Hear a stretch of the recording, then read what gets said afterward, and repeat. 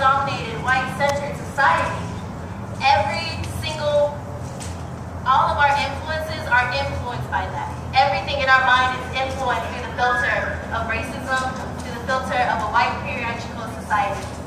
So, if you grow up, especially in a town like Reno, where it's predominantly white, you might have categorized minorities, colored people, with certain derogatory labels without even knowing it. You might have filed them as violent in your mind. You might have filed them as crooks or criminals or thugs or liars in your mind subconsciously without even knowing it.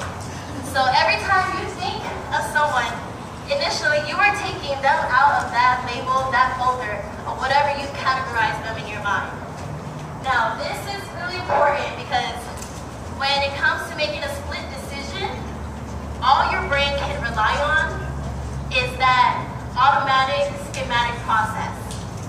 When a cop is in a situation with an individual and he has to make a split decision, he is going to pull from whatever he has labeled that person in his mind. So it's very important to understand your own biases that you don't think you have, but we all have them.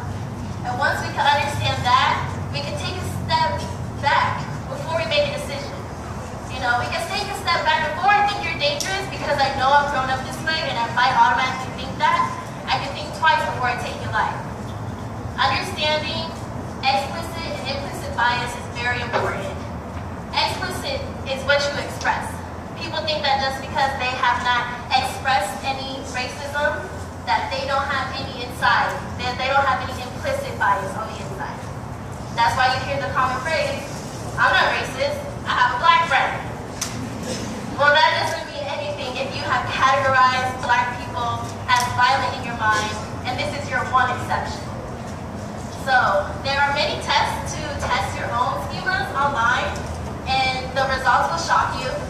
In my psychology class, we took it, and I ended up having a slight preference for white people over black people, and that really bothered me, but when I thought back on it, it made sense.